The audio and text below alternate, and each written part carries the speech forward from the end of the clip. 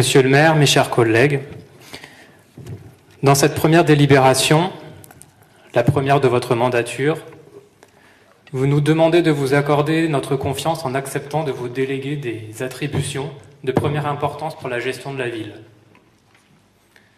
Monsieur le maire, rien n'est plus admirable et ne fait plus d'honneur à la vertu que la confiance avec laquelle on s'adresse aux personnes dont on connaît parfaitement la probité. Or, que connaît-on de vous? Bien peu, mais bien assez pour se faire une opinion.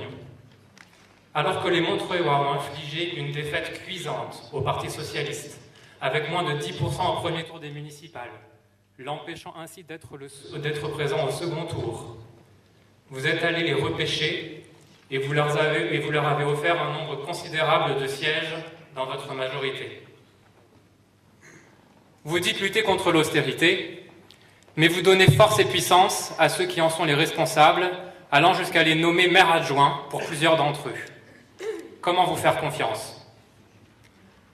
Vous tous du groupe Front de Gauche à Montreuil, vous avez prétendu lutter pendant 6 ans contre la politique des Verts dans notre ville.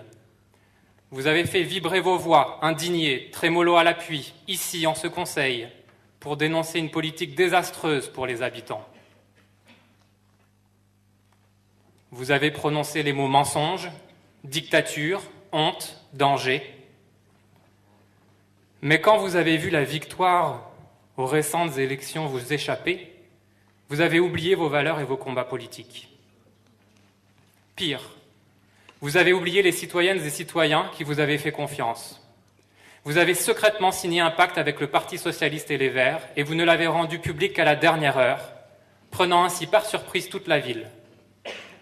Puis vous avez fait du candidat Europe Écologie Les Verts votre premier maire adjoint, assurant une parfaite continuité avec la mandature précédente qui avait pourtant tant fait souffrir la ville, et vous le savez. Vous avez redonné le pouvoir à ceux qui ont démantelé le cinéma Méliès et détruit son équipe. Vous avez gardé comme maire adjoint celle qui avait mis en place les rythmes scolaires avec l'échec qu'on connaît. Vous avez servi de cheval de Troie montreuillois pour les partis de l'austérité et du Grand Paris, alors que rien ne vous y obligeait, ni la nécessité de faire barrage à une droite faible, ni l'absence d'un partenaire partageant des valeurs, prêt à travailler avec vous. Vous avez préféré, monsieur le maire, la couronne au peuple. Vous avez accepté de livrer la ville tant qu'on vous donnait un simili de pouvoir.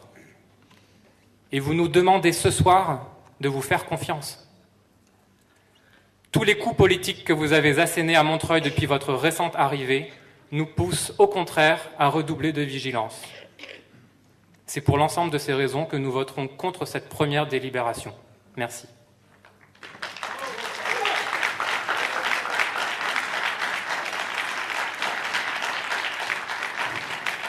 Je vous remercie, Monsieur Norbelli. Je ne vois pas d'autres demandes d'intervention. Je soumets donc la délibération au vote. Qui est contre? Qui s'abstient? 2 abstentions. La proposition est adoptée.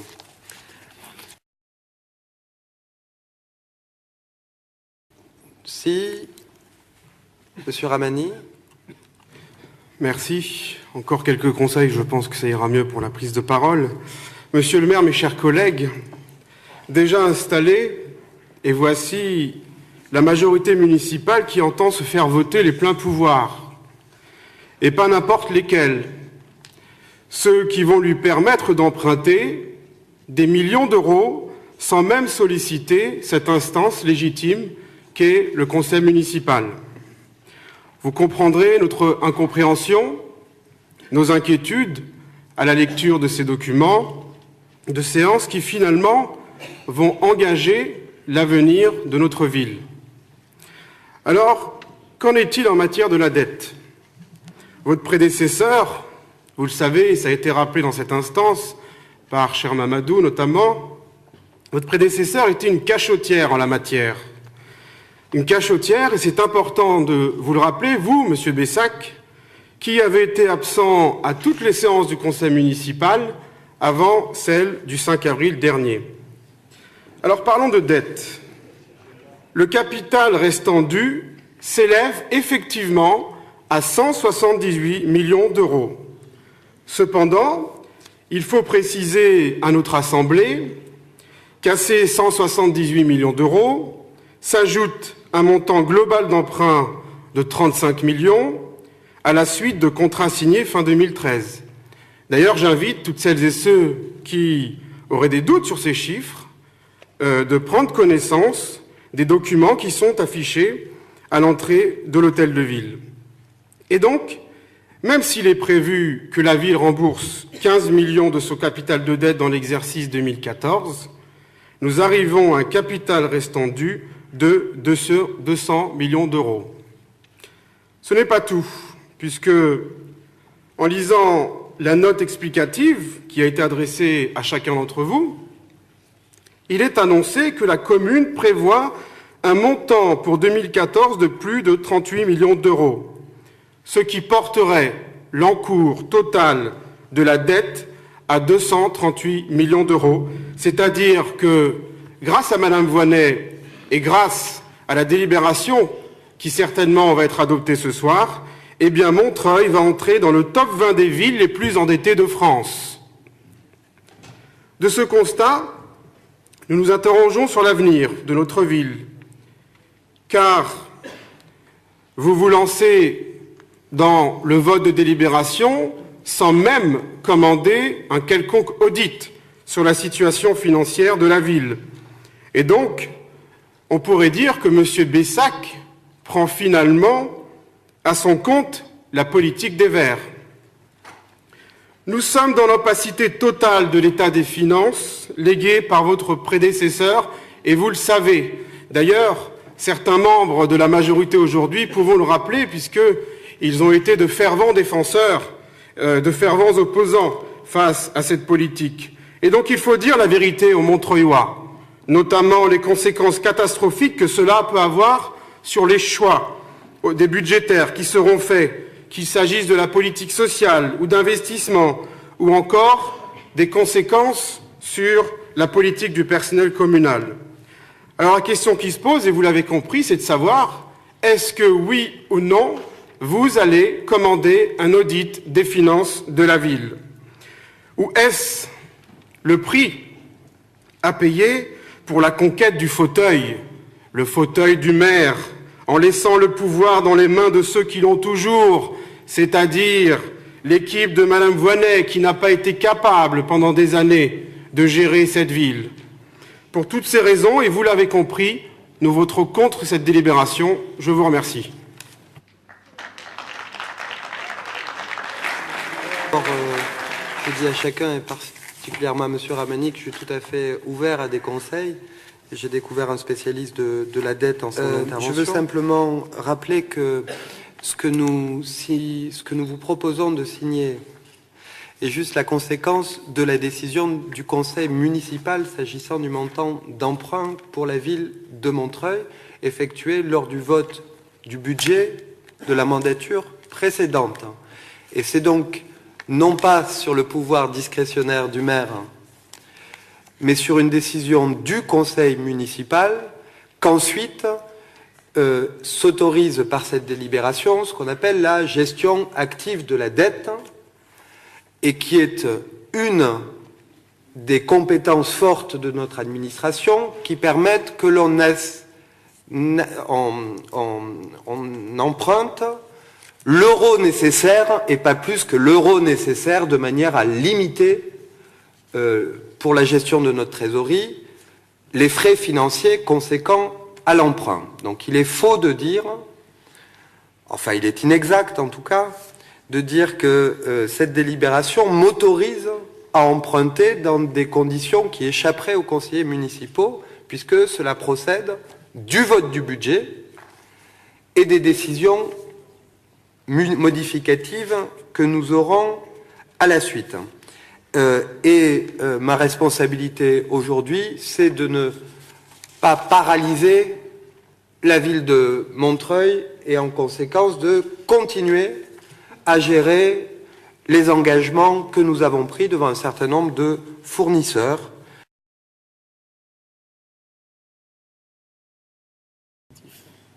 Merci.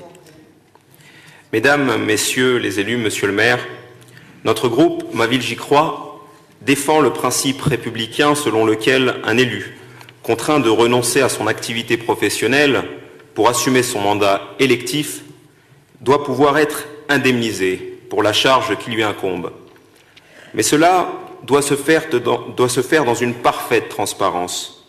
Or, les indemnités proposées par la majorité municipale varient dans des proportions considérables d'un élu à l'autre, sans que les raisons de ces disparités soient rendues publiques. Nous approuvons le principe, mais désapprouvons l'opacité qui entoure sa mise en œuvre. Cela nous contraint à nous abstenir. Ajoutons que l'austérité prônée par le gouvernement, avec le soutien d'une majorité de votre majorité, les élus du Parti socialiste et d'Europe Écologie Les Verts, partis qui d'ailleurs viennent de voter la confiance à Manuel Valls. Cette austérité qu'il prône pour les autres semble les épargner, vous et eux, puisque vos indemnités augmentent en volume global de presque 20% par rapport à 2011. Et d'ailleurs, j'invite les Montreuillois à se rendre sur le site de la ville. Ils ont à disposition le procès-verbal du 17 novembre 2011. Ils pourront comparer avec celui de ce soir. 20% d'augmentation. Nous souhaitons que votre majorité traite avec autant de générosité les salaires des employés communaux que ses propres indemnités d'élus.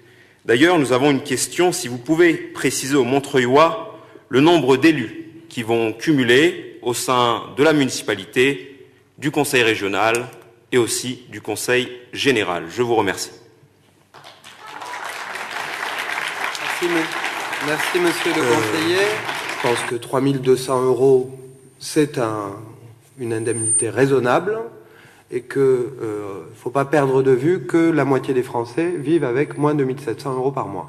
La troisième chose, c'est que effectivement, il va y avoir, et c'est dans le respect de la loi, des élus qui vont cumuler momentanément des fonctions de vice-président à la communauté d'agglomération Est Ensemble et à la municipalité. Moi, je veux vous le dire que je l'assume. Je vous en prie. Alors, je vous remercie. J'avais demandé la parole. Malheureusement, à mon grand étonnement, le bouton s'est éteint.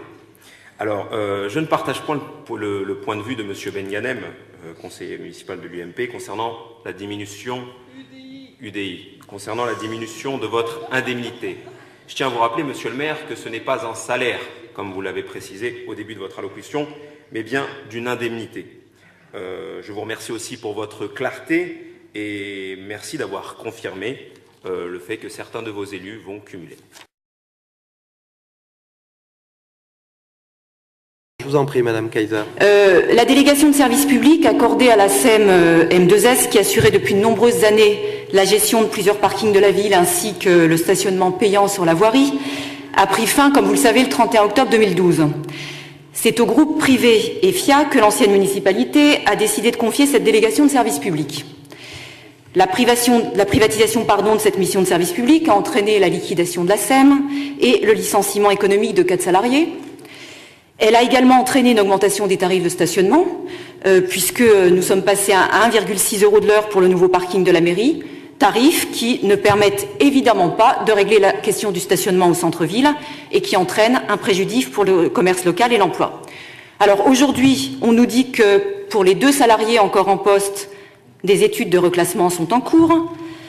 Le 10 octobre 2012, les élus des groupes RGC, PG et PCF Phase, dont certains d'entre eux appartiennent aujourd'hui à la majorité municipale, avaient adopté un communiqué dans lequel ils dénonçaient la politique de privatisation mise en œuvre par la municipalité et ses conséquences pour les personnel communal, mais aussi personnel des sociétés d'économie mixte. Nous ne pouvons bien évidemment que souscrire à ces déclarations et nous espérons qu'elles seront concrétisées au cours des 6 prochaines années. Cependant, nous n'avons aucune garantie écrite concernant le reclassement des 2 salariés toujours en poste et nous souhaiterions obtenir des informations sur cette question. Je vous remercie. vous remercie. Est-ce qu'il y a...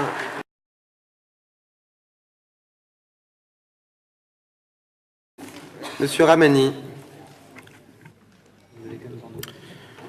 Merci, Monsieur le maire. Mes chers collègues, malgré la claque des municipales, le gouvernement entend aller jusqu'au bout, vous le savez, concernant ce projet du Grand Paris, avec cette loi qui entend regrouper plus de 120 communes et 4 départements dans une véritable usine à gaz, contournant ainsi la légitimité des collectivités territoriales, avec un seul et unique but, reprendre la main sur l'aménagement.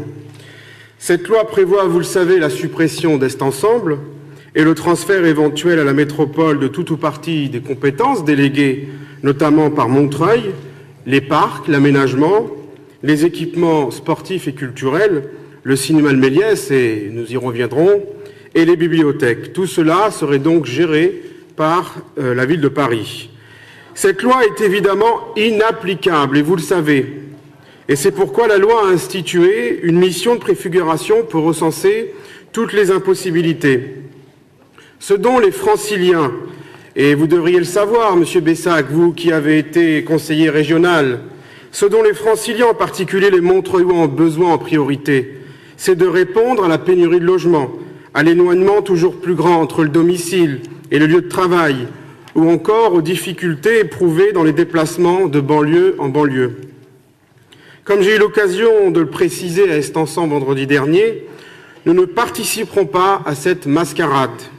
Nous entendons prendre toutes nos places dans la lutte contre ce projet. D'ailleurs, j'ai rappelé à Est Ensemble que nous mobiliserons les Montreuillois, nous joindrons nos forces à celles de toutes les collectivités qui, comme nous, ne veulent rester maîtres de leur destin.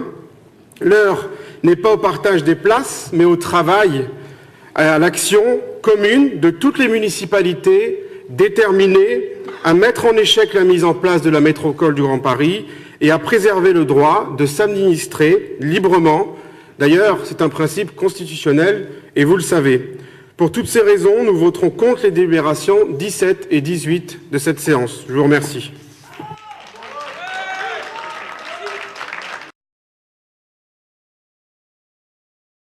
Madame Bernard, sur le sujet.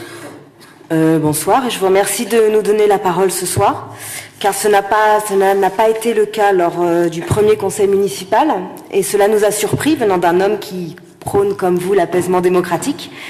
Si pour vous, apaiser la vie politique de Montreuil, c'est ne pas accorder la parole à l'opposition alors que nous l'avons demandé à 2 reprises, nous n'avons pas la même définition de la démocratie, et cela expliquerait peut-être l'union hétéroclite que vous avez bricolée la dernière semaine de campagne, au risque d'un choc d'idées qui se contredisent les unes les autres. La commission locale d'évaluation des charges transférées, ou donc le CLECT, a pour charge d'évaluer le poids financier des transferts de compétences à l'agglomération et comment les financer, non seulement pour celles à venir, mais également pour celles déjà transférées. Si l'on fait le bilan des compétences transférées ou à venir et leur parcours, comme le Méliès ou la propreté, ainsi que leur coût, nous estimons que, au même titre que la commission des finances, des membres de l'opposition devraient y siéger. Ainsi, la transparence que vous prônez pour l'évaluation des finances de la ville aura donc un pendant sur les finances de l'agglomération, aujourd'hui partie prenante de la ville à Montreuil. Aujourd'hui, il n'est imposé à la ville aucun nombre de sièges à cette instance financière d'importance. Et vous déclarez qu'il convient que 2 membres du conseil municipal y siègent. Nous aimerions savoir pourquoi.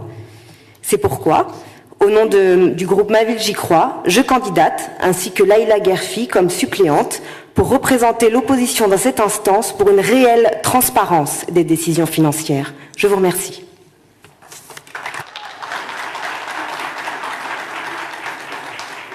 Merci Madame. Je vous indique qu'il s'agit d'un titulaire et d'un suppléant s'agissant de la CLECT et que votre groupe est représenté à la communauté d'agglomération Est Ensemble et donc aura tout le loisir de participer aux instances financières de notre communauté d'agglomération. Enfin, sur les remarques s'agissant de la démocratie, je ne sais pas si vous avez assisté à beaucoup de conseils municipaux, mais je vous indique que je n'ai fait aucune remarque sur les interventions qui étaient en dehors de l'ordre du jour et qu'on a laissé une large place à la parole de chacun et de chacune. Il me semble que la majorité a moins parlé que l'opposition. Je vous en prie, Madame Ruiz. Bonsoir, Monsieur le maire, chers collègues. L'agence France Locale n'existe que depuis le 22 octobre 2013 et la ville de Montreuil a décidé d'y adhérer par délibération du conseil municipal du 21 novembre. Sur le compte-rendu de cette séance, il est précisé que c'est une société anonyme territoriale ayant pour objet de contribuer par l'intermédiaire d'une filiale au financement de ses actionnaires dans les conditions prévues à l'article L 1611 du Code général des collectivités territoriales. En tant qu'actionnaire, la ville de Montreuil participe au capital de cette agence de financement par l'intermédiaire donc d'une filiale à hauteur d'un montant global de 1 483 500 €, payable en 3 fois, un tiers en 2013, un tiers en 2014 et un tiers en 2015.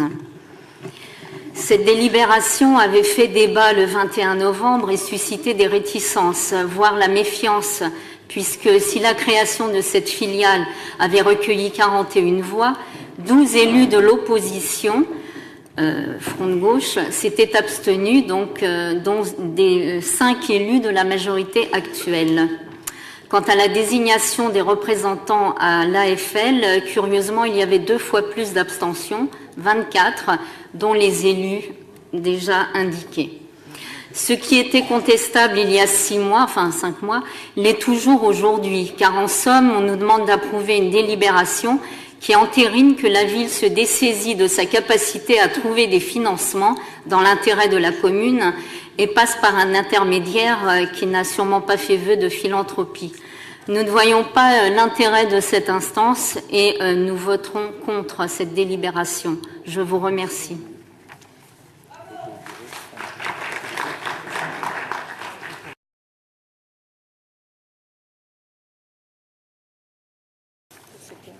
Je vous en prie, Madame Kaiser.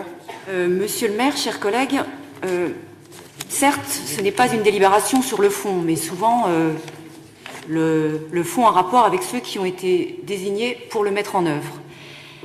Permettez-nous de vous faire part de notre étonnement. Vous nous proposez de désigner des élus de notre groupe au sein des établissements secondaires, mais pas au sein des écoles maternelles et élémentaires. Monsieur le maire, une question, et vous le savez, posée de manière urgente. La réforme des rythmes scolaires va-t-elle, oui ou non, s'appliquer à la rentrée 2014 ? La précédente municipalité a adopté une délibération de mise en œuvre de cette réforme le 21 novembre dernier, contre l'avis des enseignants et des parents.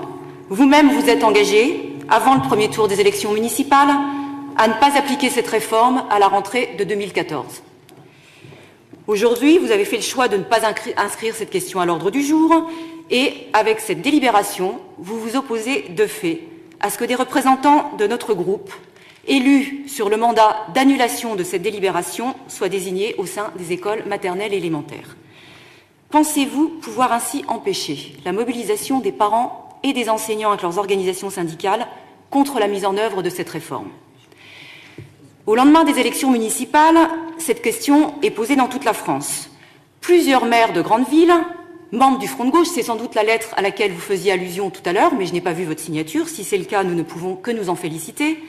Mais en tout cas, je connais la signature des maires de La Courneuve, d'Aubervilliers et de Saint-Denis, ont rendu public le 7 avril dans le journal L'Humanité une lettre au nouveau ministre Benoît Hamon, dans laquelle il demande, et si c'est cette lettre que vous avez citée, que vous avez signée, il faut la citer, il faut la faire connaître aux Montreuillois. Parce que dit cette lettre ? Elle dit il faut revenir sur la réforme des rythmes éducatifs imposée par le précédent gouvernement, car, disent-ils, cette réforme n'est pas une réforme de gauche. Et ils ajoutent nous ne pouvons trouver une manière satisfaisante de l'appliquer.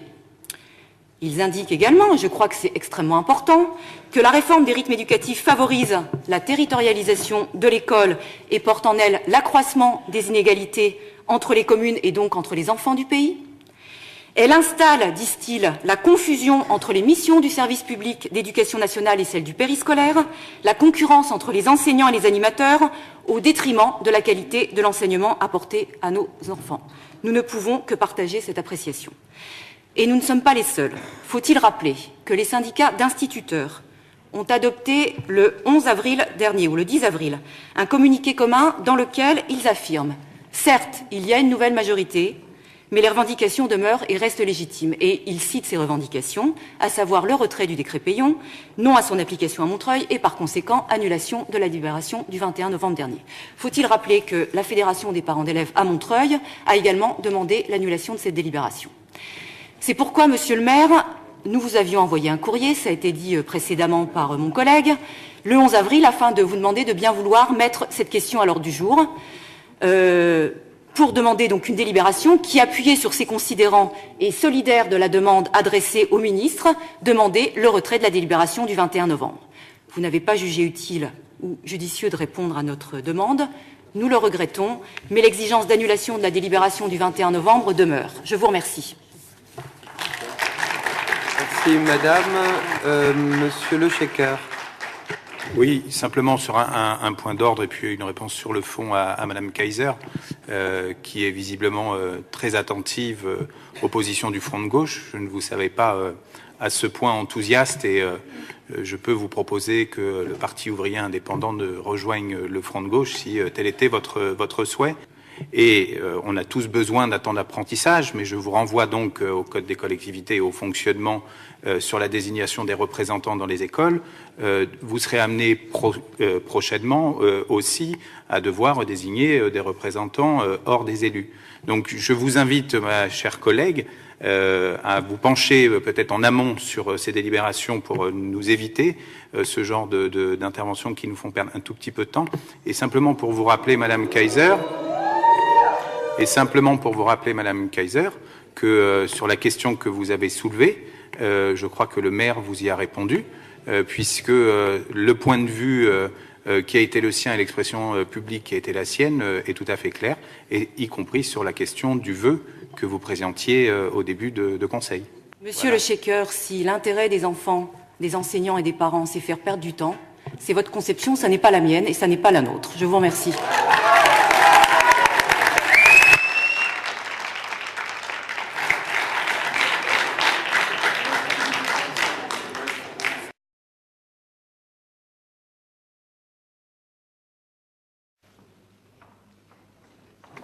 Madame Ruiz, je vous en prie. Monsieur le maire, chers collègues, comme vous venez de le dire, 6 représentants sont à désigner, mais vous n'avez prévu qu'un seul représentant pour l'opposition. Sur un sujet aussi important, vital pour la vie des Montreuillois, il nous semble équitable et démocratique qu'il y ait une représentation à peu près proportionnelle des groupes représentés au conseil municipal. À cet égard, nous ne vous rappellerons pas les résultats du second tour, notamment dans les quartiers populaires où le logement social est très présent. Mais ces résultats donnent au groupe Ma Ville, j'y crois une légitimité pour demander que 2 représentants du groupe siègent au conseil d'administration de l'OPHM. Nous proposons donc les candidatures de moi-même et Christine Fantuzzi. Je vous remercie. Merci. Je vous remercie.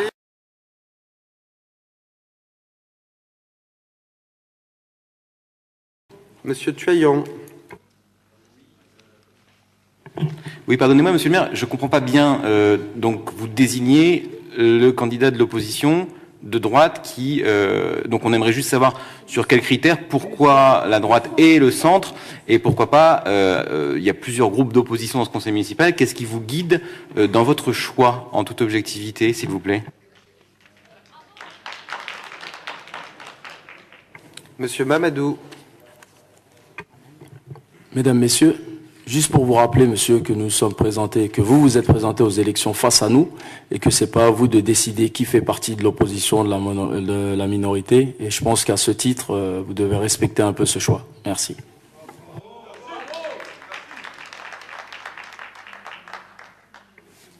Je vous remercie. Je vous rappelle que s'agissant des désignations que nous venons d'effectuer, il y a nombre de désignations dans lesquelles le seul groupe qui est représenté en opposition à Ma Ville J'y Crois du fait des modes de scrutin, et la majorité a estimé que sur une série de représentations, il fallait procéder à un équilibre qui permette, comme cela a été fait tout à l'heure avec Madame Vipré s'agissant des représentants dans les collèges ou sur d'autres aspects, que l'ensemble des groupes soient représentés. Madame Bernard, je vous en prie. Juste, Madame Ruiz vous a parlé précédemment du fait qu'il y avait 6 représentants et qu'il pourrait à ce titre-là y avoir 2 représentants de l'opposition. Pourquoi du coup limiter à un seul et pourquoi le donner à quelqu'un du groupe de la droite et du centre? Merci. Je viens de répondre, Madame, et je passe la parole à Monsieur Tuaillon. Oui, Monsieur le maire, merci de me redonner la parole. Je ne suis pas d'accord avec la façon dont vous expliquez les choses, puisque ce soir, vous en êtes déjà à avoir fait 2 fois de suite le choix de désigner comme représentant de l'opposition dans des organismes la droite et le centre, et aucune fois des élus de la liste Élire-Montreuil. Je note donc que vous avez vos préférences.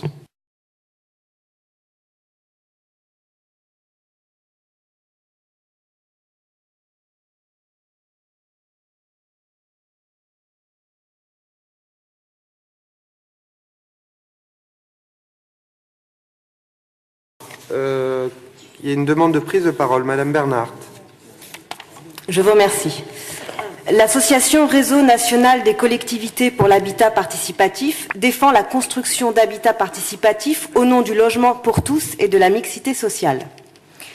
Il est vraiment dommage que nous proposions de continuer à collaborer avec une association qui se propose de créer, je cite, une force de lobbying pour interpeller les pouvoirs publics sur la nécessité de lever les freins réglementaires existants. Il s'agirait donc de demander aux villes de faciliter ce type de projet privé et associatif et d'encourager les initiatives qui demandent un pouvoir d'achat important au vu de la spéculation dont Montreuil est victime. Nous ne sommes pas contre l'habitat participatif, mais nous attendrions plutôt d'une majorité de gauche une proposition de réelle politique sociale du logement où les institutions publiques tiendraient leur rôle en proposant des logements sociaux participatifs et remettraient en cause le fonctionnement de l'habitat social qui tend de plus en plus vers une gestion privée et obsédée par une rentabilité qui laisse de côté ceux qui ont besoin de l'habitat réellement social. C'est pourquoi nous nous abstiendrons et laisserons la responsabilité de ce type d'engagement qui laisse la place aux initiatives privées, répondant à des projets privés sans contrôle ni contrepartie réelle et répondant aux besoins de particuliers qui ont déjà des moyens financiers substantiels. Et j'en profite d'ailleurs pour vous interpeller sur le collectif des Baras. Vous lui avez assuré son soutien pendant la campagne, car la gauche, c'est l'humain d'abord, en réaffirmant que vous interpelleriez les institutions au sujet de leur situation. C'est très bien. Mais qu'allez-vous leur proposer alors que le collectif est menacé d'une expulsion imminente? Qu'allez-vous faire pour ces hommes, ces familles, ces enfants? La loi de 1945 et son amendement de 1956 vous autorisent à réquisitionner tout bâtiment vacant pour y reloger des familles sans abri. Comme le revendique le collectif Bara, ils sont une grande famille. Vous ne pouvez donc vous contenter de la proposition faite par Dominique Attia du relogement des 6 familles dont les enfants sont scolarisés à Montreuil, ce qui représente une minorité face aux 204 célibataires du collectif, des hommes courageux qui veulent juste un logement et des papiers pour travailler. À Montreuil, le déséquilibre entre l'offre et la demande de logement au détriment de certaines catégories sociales justifie pleinement cette réquisition, puisque les Montreuillois connaissent une crise réelle du logement, aggravée ces dernières années par une spéculation effrénée rendue possible par l'équipe qui vous a rejoint.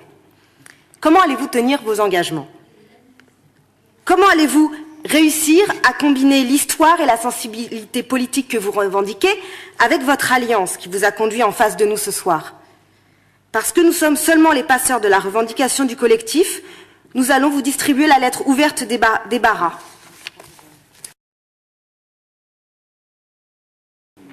Madame Ruiz, vous demandez la parole?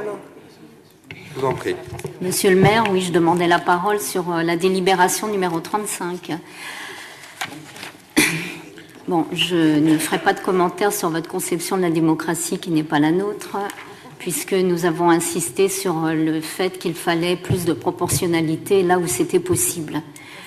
Alors, pour en revenir à cette association Amorce, elle est censée aider les collectivités territoriales de différentes façons à mieux gérer différents services, dont la gestion des déchets municipaux.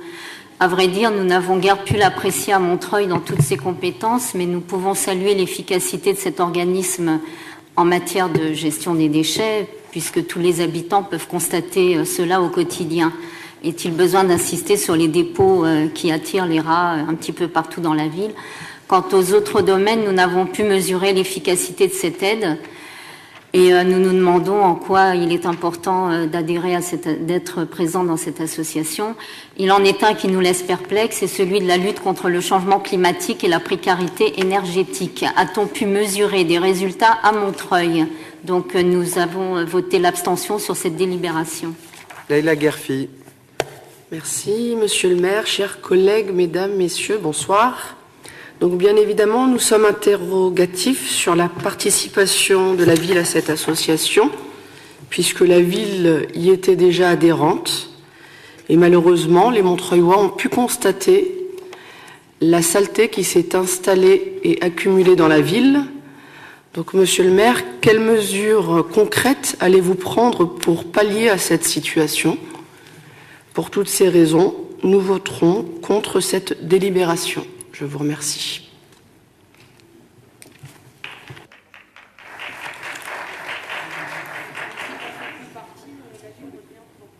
Merci.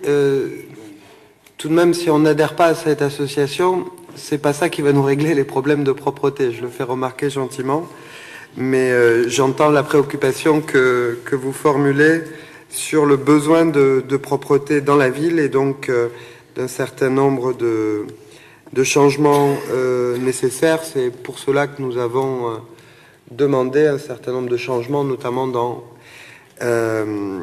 les relations avec la communauté d'agglomération Est Ensemble, mais nous aurons l'occasion d'y revenir ensemble.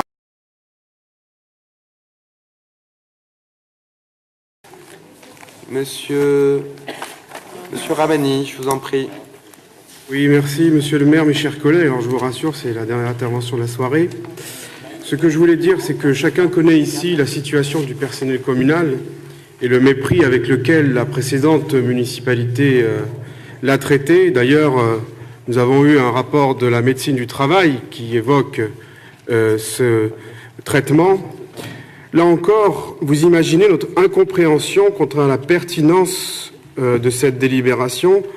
Peut-être que vous n'êtes pas informé, mais la ville compte une soixantaine de chargés de mission, pour certains payés royalement, pour un coût total annuel de 2,5 millions d'euros. Alors il faudra expliquer aux Montreuillois à quoi servent certains chargés de mission. Car comme mes collègues ont déjà eu l'occasion de le rappeler lors de la précédente mandature, nous avons des chargés de mission courant fort, nous avons des chargés de mission pause méridienne. Mieux encore, nous avons des chargés de mission la voie est libre, c'est-à-dire une initiative qui a lieu une fois par an, mais la ville continue de payer un agent pour cette mission. Et donc devant ces compréhensions, notre groupe votera contre cette délibération. Merci.